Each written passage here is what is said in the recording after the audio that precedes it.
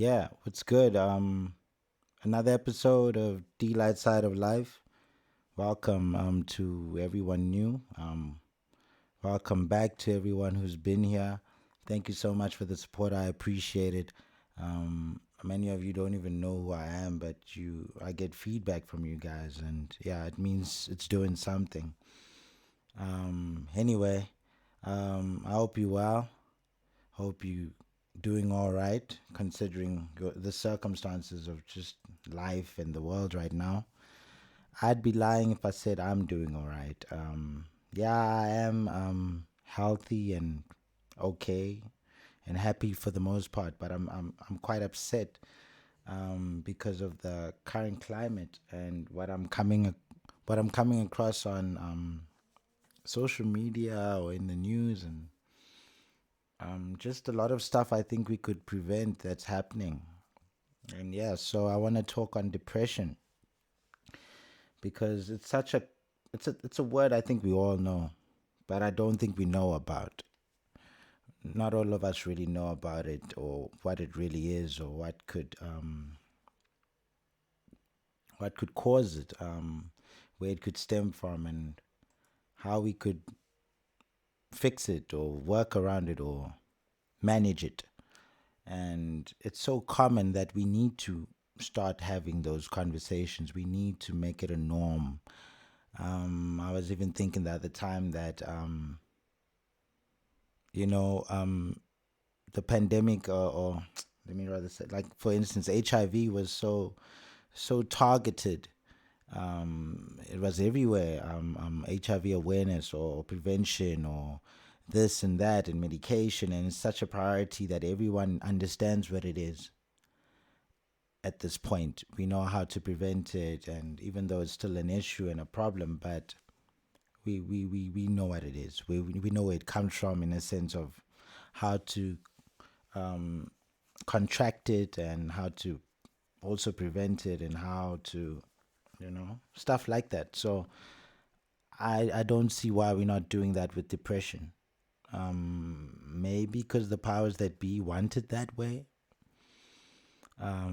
Maybe a more depressed society means a more materialistic society because now we're dependent on um, like products and stuff like that to make us happy. You're dependent on movies, certain television programs, cars, clothing, money, thinking that would fill the void.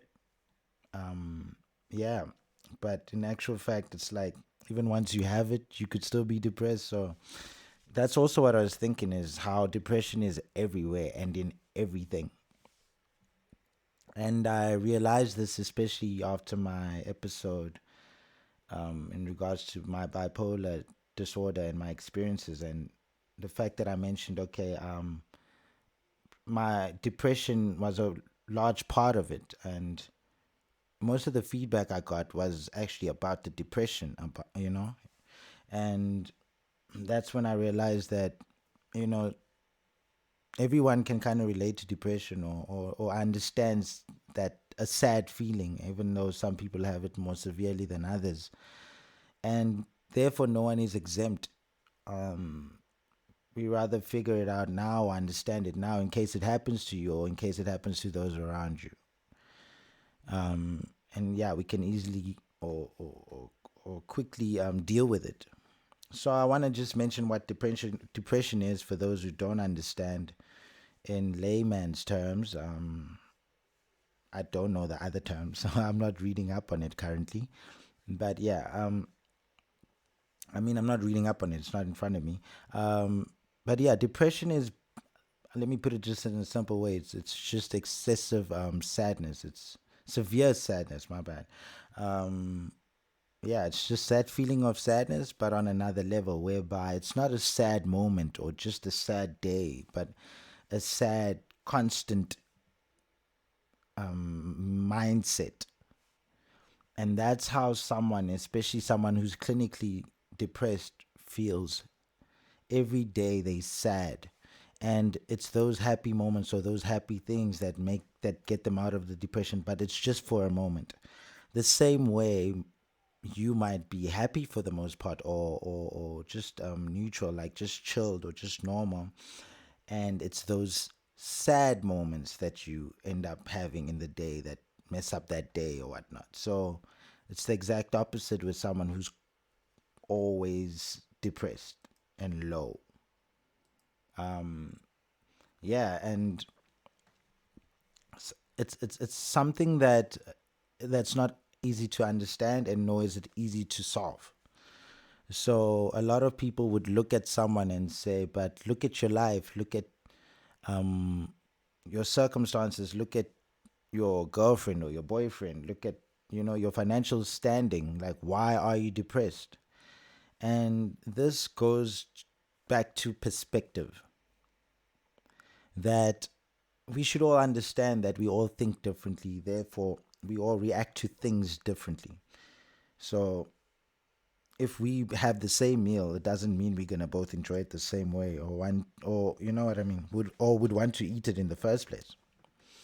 And even if you think of twins, twins could be the same, look identical, wear the same clothes, live in the same house, eat the same food every day, but have totally different experiences. And that's why they still end up coming out with different personalities, because it's just how it is. It's just how our minds are. We are so individual. And therefore, one should understand why what makes you happy might make someone else sad. And you can't necessarily have the conversation of, but your life is good, but you eat food every day, there's people poorer than you, and there's people dealing with more than you, and there's no such thing as more than you, because it's your perspective, it's your life, it's how you see the world, it's how you feel the struggle, it's how it affects you and your wiring, your mental wiring. And the more we can understand that, the more we can be compassionate, have empathy, and the more we can solve this issue and actually listen and pick up when someone is dealing with something, instead of the whole, because for instance, a big part of depression, or a big cause of suicide, or one of the, yeah, it's because of depression a lot of the time, that people would commit suicide. And a lot of people would say that, but why? This person seems so happy, everything seems so good and stuff like that. But it's sometimes, yes, the person is deliberately trying to look happy and trying to look good, because they know as soon as they tell you how they really feeling, you probably be like, but why are you sad? But why are you? So there's no real escape from this depression. If I tell you I'm really sad, you're gonna wonder why. You're gonna make it seem like I'm being difficult, I'm being unreasonable, I'm being a diva or whatever. So I'm gonna act like I'm happy with things I'm not happy with and deal with it on my own. But me not knowing how to deal with it, because I'm not a professional, I'm not well read up on what I'm dealing with. Therefore, I'm gonna try and find alternative ways of dealing with it and maybe escaping it completely, and then therefore I might kill myself. So I really think it's also important that we all understand that we all contribute to people feeling sad or people feeling depressed, even if we don't realize it, even if it's indirectly. Sometimes it's just the conversation you're having with someone, and that other person happens to be around this conversation. For instance, I was thinking to myself while I was speaking to friends at some point about the amount of jokes that are accepted, or just the way we are, in regards to HIV and AIDS, and how we just freely joke about it. And I go on social media, and it's just a running thing and a running theme that no one objects that. It's okay to make jokes about that. It's not okay to make jokes about other things, though. A lot of other things, a lot of groups and stuff like that. But it's okay to make this joke or these jokes. And I've become more sensitive to it, because I've been acquainted with someone who has HIV, and which made me more compassionate. I'm not saying I've never made a joke before, but hey, they say, you're not growing unless you're contradicting yourself. So right now I'm gonna contradict myself and say we should kind of be a bit more sensitive with stuff like that, because I'm using this example to say that sometimes you are indirectly contributing to someone's feelings of sadness or depression because you are speaking of them, and not directly to them, but you're speaking of them. So you go on Twitter and you stigmatize whatever they're dealing with, or you make them feel uncomfortable with who they are. This goes into beauty. This goes into, beauty standards. You might not specifically speaking to your friend about obesity, but you forget that your friend has obesity and they have you on your Twitter account, and you making a joke about, let's say, what, Lizzo, the artist. And yeah, your joke is directed at Lizzo. Ah, Lizzo doesn't know me. Ah, it's okay. But your friend is thinking, oh, but this is how you feel about me. And they probably rely on you to feel better about themselves. But now they're realizing, "Hore, there's something wrong with them, or they think that there's something wrong with them, which could feed into them feeling more sad about themselves. So, we need to be aware of these things a bit more. We need to be sensitive, um, a bit more, and understand, like I said, that we all contribute to feelings of sadness. And it's okay to make mistakes and stuff like that. But when someone keeps reminding you that this makes me feel a certain way, it could mean more than just this joke or this moment. It could mean that they feel that they're uncomfortable, or you've made it uncomfortable for them to turn to you when they do feel vulnerable, when they do want someone to talk to. And unfortunately, not everyone knows to turn to a psychologist, or they don't know where to find a psychologist to turn to. And sometimes all they have is their friends, and you closing that door. You seem like someone who's not open minded, and yeah. So I wanted to also mention that, and I have something in mind also that we don't really consider, because I'm aware that a lot of people are not very open to psychologists and therapists, and I don't know why, because it occurs amongst the youth, a lot. So it's not like I'm having these conversations with my mother or whatever. But it's just this overall thing of, nah, I'm cool. If psychologists, what they gonna do? And I have a feeling that it's because we haven't heard of success stories. So there's not a lot of talk about, yes, you should go. Yes, I've been there and it worked for me. And also, some people who have gone haven't had success. But I want you to keep in mind that this is for you, right? And with everything else, with your career, with anything, love life. I mean, how many times do you give these things a chance? How many times do you keep trying at it because you really need to succeed at it? You need to get that job. You need to finish studying this course so that you can qualify for whatever. You persistent with that. And maybe it's our lack of understanding of the importance of mental health that doesn't have us being, very um, persistent with trying to find solutions for it. Makes us give up, makes us think that, psychologists don't work. Even the ones, like I say, the ones who have gone to psychologists have failed with some of the psychologists they've gone to, because that wasn't the psychologist for you. Besides that, some psychologists are just bad psychologists. Like, you get bad everything else. Every other career, there's someone who doesn't know how to do their job right. And then there's also the relation aspect. So sometimes it's not because the person is bad at what they do, it's just that they can't really relate to you, your story, your experiences. So, one thing to look out for sure is try and ensure that this person is around the same age as you.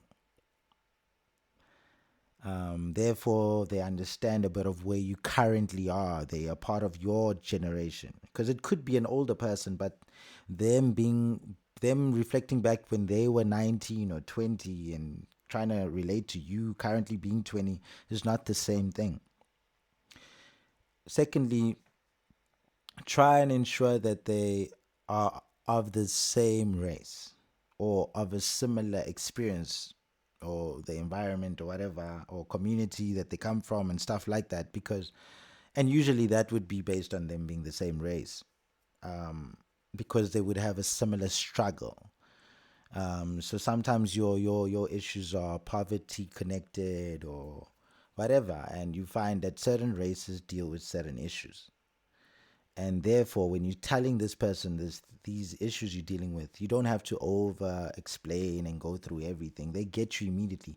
All they do is target your issue and fix it. And you don't have to say, I think this way because I was poor and blah blah. They'll get it, and that makes it go quicker. That also makes you spend less money. Let's say if you are paying for the psychologist and you think it's too costly, they're wasting my time. I have to. I've gone for 3 sessions and they still haven't sorted me out. It's because of this, because a lot of time is being spent just trying to explain stuff. And similar to a friend, the reason why the friends we like the most, or the friends who become our friends so quickly, it's because usually you relate so much to them, and then there's a few things you don't, and then those things are the things you really talk about.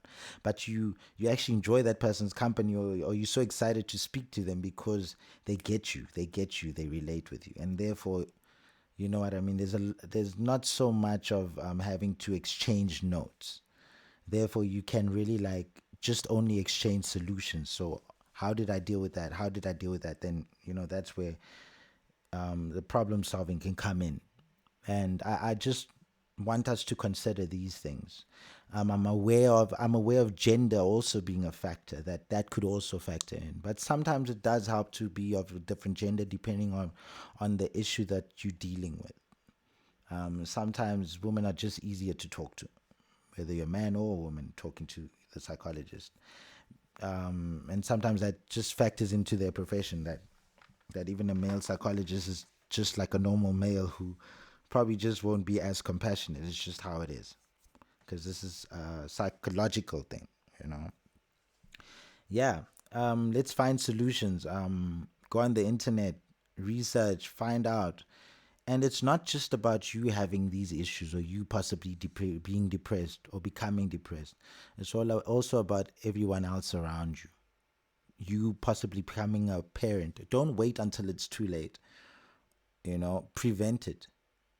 Find out about these things. It's like anything else. You don't have to be in plumbing to know how a tap works, but it would help to know.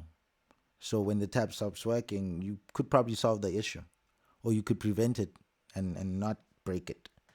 And let's do that. Let's invest in this thing, because it won't escape us.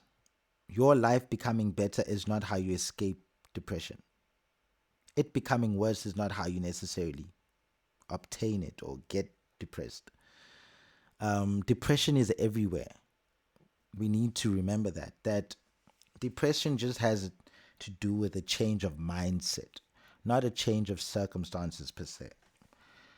And because that's why you could have so much money, you could have everything, and everyone desires, but you could still be depressed because of the changes that could come with it, the pressures that would come with it, the change of scenery, your lifestyle that you're not used to. It's too fast or it's too slow. Change of friends who don't relate to you or expect a certain thing of you, or substances too. Substances are also a huge part of it. We can't ignore the fact that at a certain age or a certain time or in most of our lives, we try out things.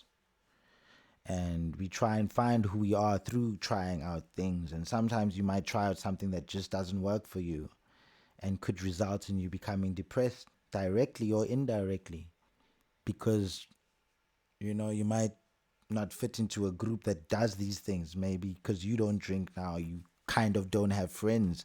Now you feel isolated, and instead of knowing how to go and find friends who are like you, you always feel lonely because your friends don't invite you because wabora or engeng.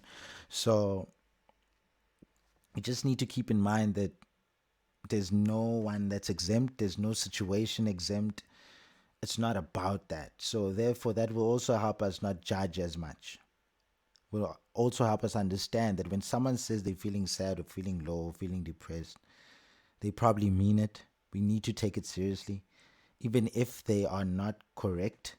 Rather assume that they are, so that you can prevent someone from suffering or potentially killing themselves. Suicide is a reality, and in many cases, it stems from depression. Depression, and you could prevent it, and we could all prevent it.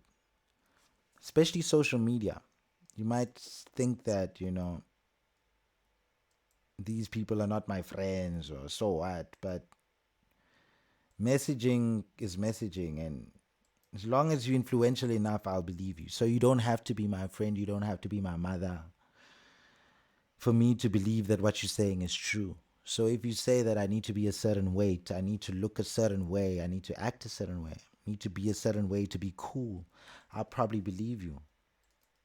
So just remember your surroundings, and again, like they say, treat others like you'd like to be treated, or whatever that saying is. But it's the truth that if something doesn't make you happy, don't do it, because it's not going to make the next person happy. Just don't. Just be safe. If you want to be comfortable, why not create also a comfortable environment for everyone else, so that no one is being negative at all, because there's no negativity that stems from it. And like negativity stems from nowhere then, because you know what I mean? Like, what's your excuse to be negative if you don't know what it is, if you're not familiar with the feeling? So more positivity will result in us receiving more of it. More putting more positivity out will definitely assist in this. Yeah, and that's how our kids get affected. There's this situation of the school kid that was bullied at school, and there's a video that circulated of her getting hit by this school bully. These girls, and one girl was hitting her and such. I'm not too familiar with the story, but I'm just touching on it. And basically, yeah, the girl committed suicide, right? According to what I came across, and there's a lot of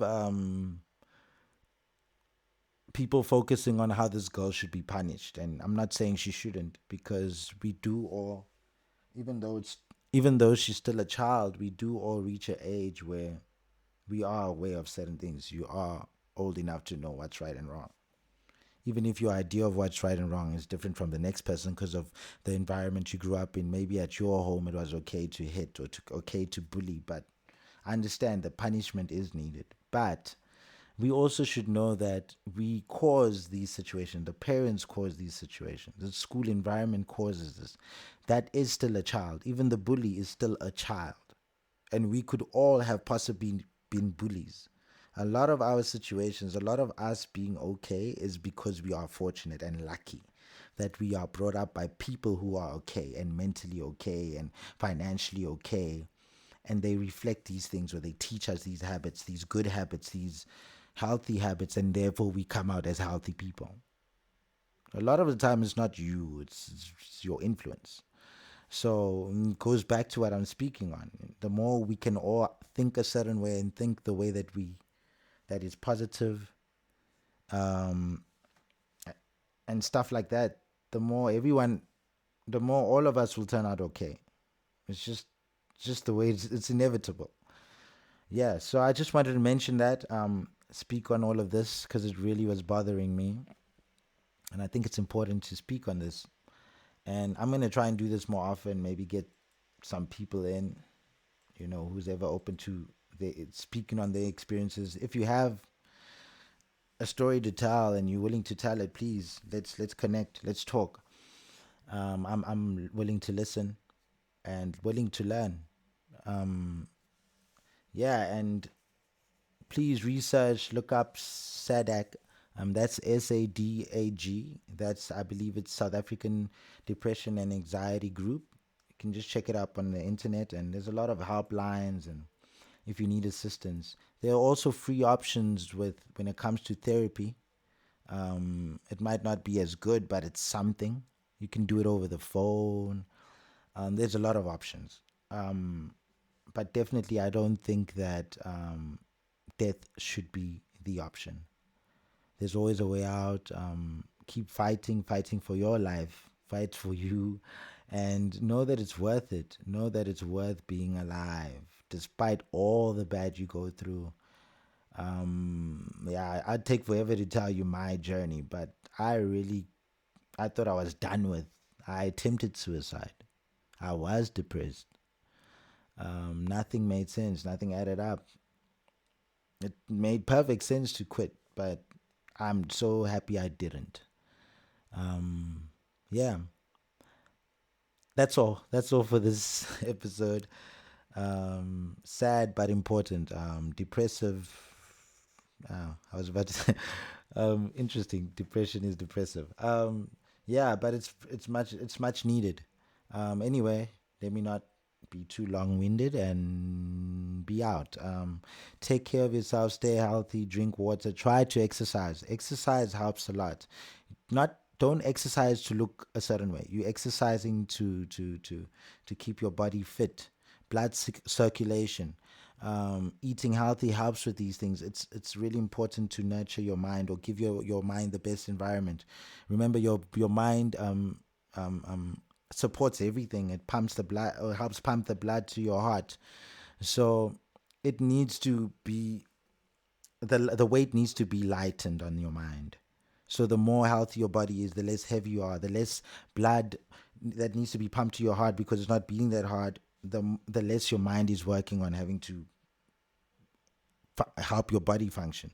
The more you have the ability to think clearly and deal with things in a better way, and to have just a brighter outlook on life and a brighter day.